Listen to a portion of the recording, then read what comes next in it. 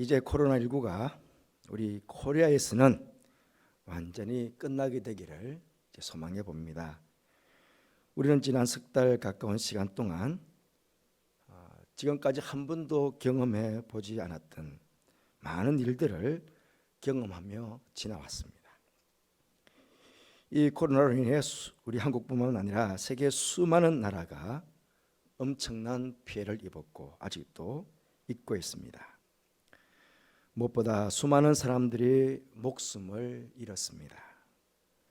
사랑하는 가족과 사별하는 아픔 속에서 마지막 장례마저도 가족들이 제대로 치르지 못하는 그런 경우가 허다했습니다. 경제적인 손실은 아마 우리의 상상을 초월할 만큼 엄청날 것입니다. 앞으로 얼마나 더 경제적으로 힘들어질지 그 누구도 예측할 수 없을 만큼 우리의 마음을 무겁게 하는 것도 사실입니다. 이미 올해 우리나라 국가 경제는 마이너스 성장이 될 것이라고 예측을 하고 있습니다. 이런 여러 부정적인 상황 속에서도 지난 석 달여 동안 제 마음에 계속 자리하는 한 말씀이 있었습니다. 그것이 바로 오늘 본문의 말씀입니다. 합력하여 선을 이루시는 하나님입니다. 인간의 생사화복을 주관하시고 인류의 역사를 주관하시고 섭리하시는 하나님께서 이번 코로나19를 통하여 우리나라에 또 우리 인류에 어떤 선한 일을 계획하고 계실까? 어떤 선한 일을 이루어 가실까? 물론 한편으로는 하나님에 대한 저의 연약한 믿음으로 근심과 염려 속에 지낼 때도 있었지만 또 다른 한편으로는 하나님에 대한 선한 기대가 제 마음에 가득한 것도 사실이었습니다.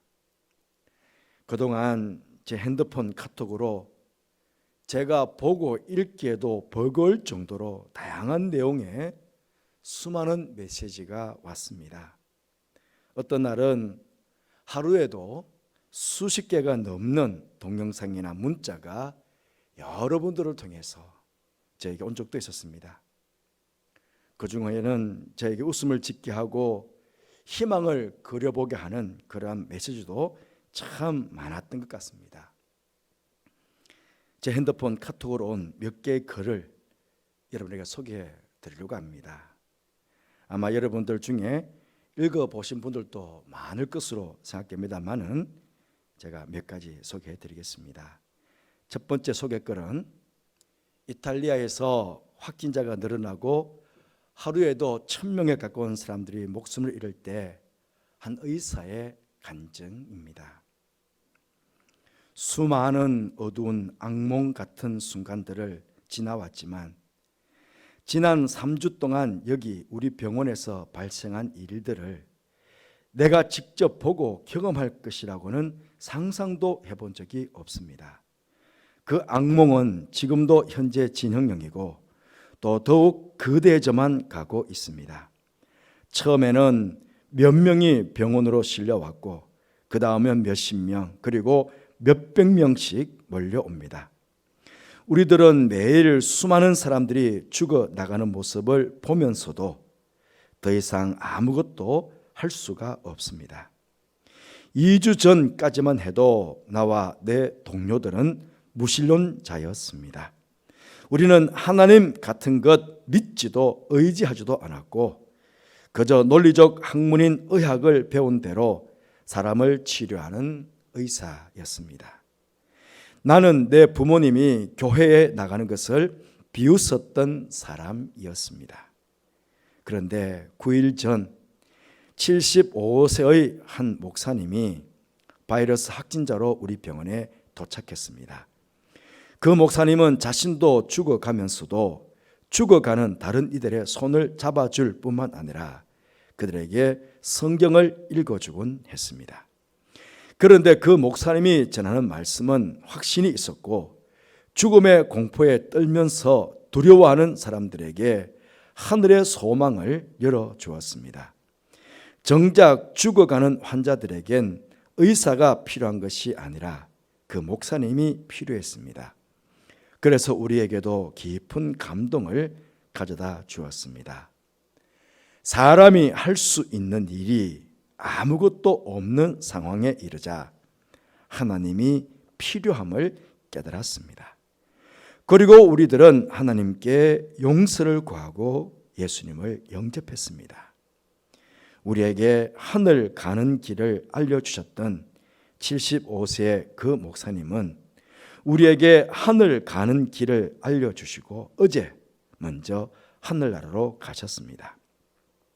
현재의 상황이 계속 이어진다면 아마 우리도 곧 그분의 뒤를 따를 것입니다. 그러나 이제 더 이상 두렵지 않습니다. 하늘나라 가는 길을 알았기 때문입니다. 나는 나의 동료들과 함께 하나님께로 돌아온 것에 대한 기쁨이 넘칩니다.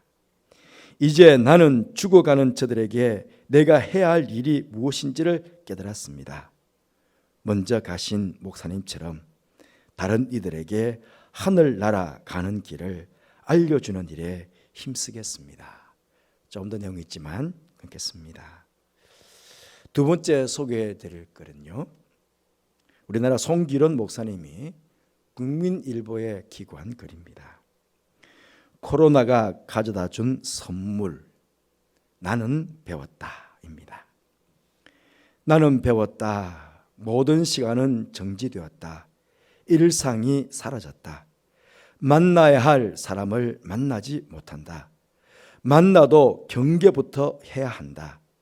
여러 사람이 마주 앉아 팥빙수를 겁 없이 떠먹던 날이 그립다. 가슴을 끌어안고 우정을 나누던 날이 또다시 올 수 있을까? 한숨이 깊어진다. 비로소 나는 일상이 기적이라는 것을 배웠다. 그래서 기도한다. 속히 일상의 기적과 함께 기적의 주인공으로서 사는 일상을 달라고. 나는 배웠다. 마스크를 써본 뒤에야 지난날의 내 언어가 소란스러웠음을 알고 침묵을 배웠다. 너무나 쉽게 말했다. 너무나 쉽게 비판하고 너무도 쉽게 조언했다. 생각은 짧았고 행동은 경박했다. 나는 배웠다. 세상을 움직이는 것은 정치인이 아니었다. 성직자도 아니었다. 소식을 듣자 대구로 달려간 신혼 1년차 간호천사가 가슴을 울렸다. 잠들 곳이 없어 장례식장에서 잠든다는 겁 없는 간호천사들의 이야기엔 한없이 부끄러웠다. 이마에 깊이 팬 고글 자국 위에 밴드를 붙이며 싱긋 웃는 웃음이 희망 백신이었다. 나는 배웠다. 죽음이 영원히 3인칭일 수만은 없다는 것을. 언젠가 내게도 닥칠 수 있는, 그래서 언제나 준비되어 있어야만 하는 것이 죽음인 것을 배웠다. 나는 배웠다. 까미의 페스트에 등장하는 북아프리카의 항구 오랑은 아비규환 현장이었다. 서로를 향한 불신과 배척, 죽음의 공포와 두려움, 지옥이었다. 신종 코로나 바이러스 감염증의 최대 피해 지역인 대구는 공항도 폭동도 혐오도 없었다. 침착함과 고요함이 버티고 있었다. 일본의 대지진 때 일어났던 사재기도 없었다. 오히려 착한 건물주 운동으로 서로를 감싸 안았다. 외출 자제로 인간 방파제가 되어 대한민국을 지켰다. 배려와 존중으로 빛났다. 나는 위기에서 사람의 인격이 드러나고 극한 상황에서 도시의 품격이 확인된다는 것을 배웠다. 나는 배워야 한다. 아파도 웃어야만 이길 수 있다는 것을. 아니, 그게 진정한 인간 승리임을. 나는 기도한다. 마지막에 웃는 자가 되게 해달라고. 또 다른 소개글입니다. 아프리카 차드에 있는 한 문리성 글입니다. 아무것도 아닌 그 하찮은 것에 의해 흔들리는 인류, 그리고 무너지는 사회, 코로나 바이러스라 불리우는 작은 미생물이 지구를 뒤집고 있다. 서방의 강대국들이 시리아, 리비아, 예멘에서 얻어내지 못한 휴전, 전투 중지를 이 조그만 미생물은 해내었다. 기업들이 못 해낸 것도 해냈다. 세금 낮추기 혹은 면제, 무이자, 투자기금 끌어오기, 전략적 원료 가격 낮추기 등 이 작은 미생물이 성취해 내었다. 순식간에 우리는 매연, 공기오염이 줄었음을 깨닫게 되었고 시간이 갑자기 생겨 뭘 할지 모르는 정도가 되었다. 부모들은 자신의 아이들에 대해 알아가기 시작했고 아이들은 집에서 가족과 함께하는 시간에 대해 배우기 시작했으며 일은 이제 더 이상 삶에서 우선이 아니고 여행, 여가도 성공한 삶의 척도가 아님을 깨닫기 시작했다. 단 며칠이면 충분했다. 확신이 불확실로, 힘이 연약함으로, 권력이 연대감과 협조로 변하는 데에는, 많은 헛된 꿈들이 거짓말들로 변하는 데에는 단 며칠이면 충분했다. 인간은 그저 숨 하나, 먼지일 뿐임을 깨닫는 것도, 우리는 누구인가, 우리의 가치는 무엇인가, 이 코로나 바이러스 앞에 우리는 무엇을 할 수 있나?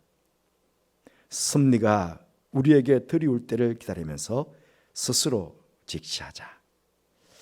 마지막 하나만 더 소개해 드릴게요. 어느 교회 목사님의 회개 기도문입니다.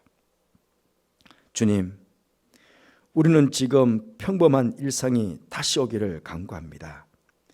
매일매일의 일상이 가장 큰 축복임을 이제라도 알게 하시니 감사드리며 그동안 주님이 주신 행복을 곁에 놔두고 행운을 찾아 헤매었던 죄를 용서하시며 무엇이 가장 소중한 축복인지 깨닫게 하여 주옵소서. 주님, 마스크 없이는 하루도 살 수 없는 세상이 되고 말았습니다. 이는 그동안 너무 많이 무책임한 말을 내뱉고 거짓 뉴스를 아무렇지도 않게 퍼날랐던 우리들에게 조금 더 침묵하며 살라는 주님의 명령 같습니다. 앞으로 조금 더 내 입을 막으며 적게 말하고 진실한 말을 전하기 위해 노력하게 하여 주옵소서. 주님, 모이는 교회를 막으시는 것은 그동안 한국교회가 세상 속에서 빛과 소금의 역할을 전혀 감당하지 못한 채 자기들끼리 모이는 일에만 힘쓴 것에 대한 벌처럼 느껴집니다. 우리의 믿음의 현장이 교회가 아닌 세상임을 알려주시는 주님의 교훈이 분명한 것 같습니다. 교회보다 교회 밖에서 더 빛나는 그리스도인이 되도록 우리 모두 다시 노력하게 하여 주시옵소서. 교인이 5만이니 10만이니 하는 것이 모두 거품인 것을 알게 하신 주님, 하루아침에 예배당의 교인들은 없어질 수 있음을 깨닫게 하시니 감사합니다. 목사의 관심이 교인의 수에만 있고 교회의 자랑이 그 크게만 있었다면 이제 그 마음을 돌이켜 우리의 참된 자랑이 무엇인지를 생각하게 하여 주십시오. 나의 자랑이 천박한 교회 크기가 되지 않게 하시고 내 기도의 강구가 경쟁에서의 승리가 되지 않게 하여 주옵소서. 오직 존귀한 그리스도 예수만이 우리의 자랑이 되게 하여 주옵소서. 주님, 이 어려움이 다 지나고 난 후 이 땅의 교회들이 다시 새로워지며 주 안에서 하나의 교회로, 같은 교회로 함께 천국을 향해 나가게 하여 주십시오. 주님이 가르쳐 주신 기도와 같이 거룩한 교회가 되게 하여 주십시오. 이렇게 텅 빈 예배당에서 하나님께 예배하며 그동안의 나의 잘못을 참회합니다. 주님, 교인들과 함께 마주하며 예배할 수 있는 날이 속히 오도록 주님 우리에게 긍휼을 베풀어 주십시오. 언제나 우리를 위로해 주시며 새롭게 하시는 예수님의 이름으로 기도드립니다. 아멘. 사랑하는 성도 여러분, 하나님께서는 이 코로나19를 통해 우리로 하여금 이렇듯 많은 긍정적인 생각들을 하게 하셨고 인류 전체가 영적으로 정신적으로 더욱 성숙해지는 계기가 되게 하셨습니다. 절대자이신 하나님 앞에서 더욱 겸손해져야 함을 배우게 하셨고 더불어 함께 살아가는 자연의 소중함도 배우게 하셨고 우리 가족의 소중함, 교회의 소중함, 교제의 소중함 등등을 많은 것들을 우리에게 배우게 하셨습니다. 그런데요, 우리 인간들 망각의 동물이라고 그러지 않습니까? 아마 조금만 편안해지면 이것 또한 금방 잊을 수 있는 그런 연약한 존재들입니다. 이번에 이 귀한 경험들을 우리 모두가 잊지 않았으면 좋겠습니다. 우리가 배웠던 것 잊지 않았으면 좋겠습니다. 이런 신앙적인 경험들을 우리 마음에 잘 간직하고 그래서 주님께서 원하시는 정말 신앙인으로서의 합당한 삶들을, 교회로서의 합당한 교회로서의 모습들을 우리가 회복해 나갔으면 좋겠습니다. 또 한편으로 생각해 보면 경제적인 어려움들이 여전히 남아 있습니다. 수많은 문제들이 지금 산적해 있습니다. 어떻게 하면 좋겠습니까? 여러분 잘 아시는 대로 예수님께서 첫 번째 행하셨던 이적이 가나 혼인잔치집에서 물로 포도주를 만드신 그런 사건이었습니다.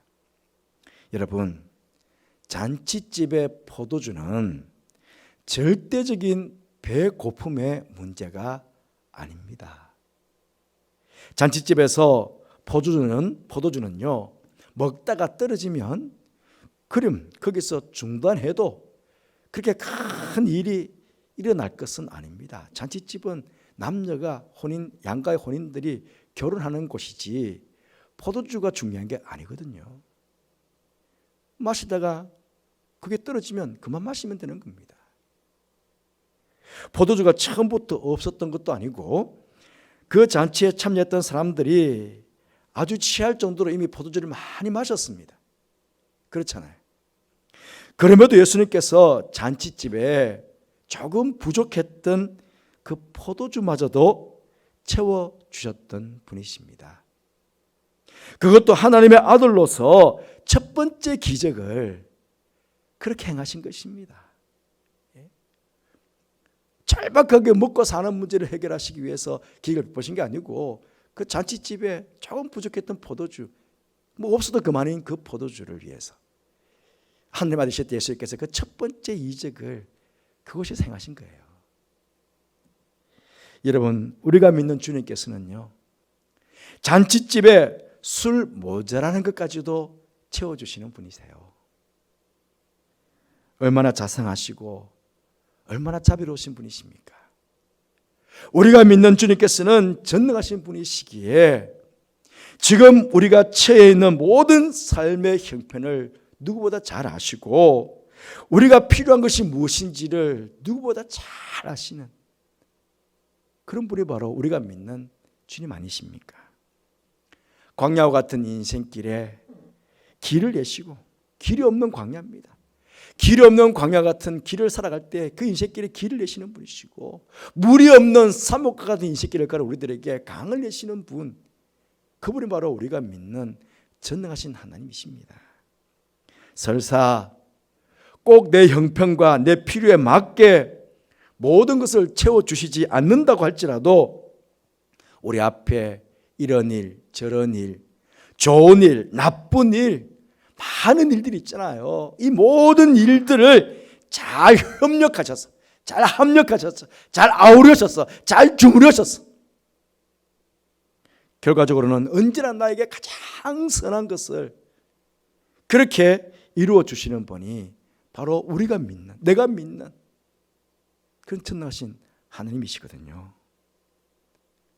코로나19라는 전혀 예상하지 못했던 이런 상황 속에서 우리 앞에 당장 어떤 일이 다가올지는 알 수 없지만 우리가 할 수 있는 가장 좋은 방법은 무엇이겠습니까? 잠잠히 하나님만 바라보는 것. 항상 합력하여 선을 이루어 가시는 그 하나님을 우리가 믿고 사랑하고 또 그 하나님의 섭리하심과 역사하심을 믿고 그 하나님을 잠잠히 바라보며 그 하나님께로 나아가는 것. 이게 바로 우리가 해야 할 일이 아니겠습니까? 그러면 지금도 우리를 위해서 일하고 계시는 살아계시는 그 하나님께서 가장 선하신 결과를 우리 앞에 펼쳐 보여주실 것입니다. 바로 교회는 여러분, 우리 모두 이번에 코로나19로 통해서 각 가정에 계신 여러분, 각 개인이 다릅니다. 각 개인마다 서로 다른 모습으로 합력하여 선을 이루어 가시고 역사하시는 그 하나님, 나에게는 이런 모습으로 또 다른 가정이 이런 모습으로 각각 다른 모습으로 합력하여 그에게 맞는 선한 일들을 이루어 가시는 우리 하나님이시거든요. 그래서 이번 코로나19를 통해서 여러분 각 가정에 계시는 모든 가족들, 각 개인이 나를 향하여 합력하여 선을 이루어 가시는 그 하나님을 꼭 경험하는, 만나 뵙는 그런 귀한 일들이 일어나게 되기를 주님의 이름으로 축복합니다. 기도하겠습니다.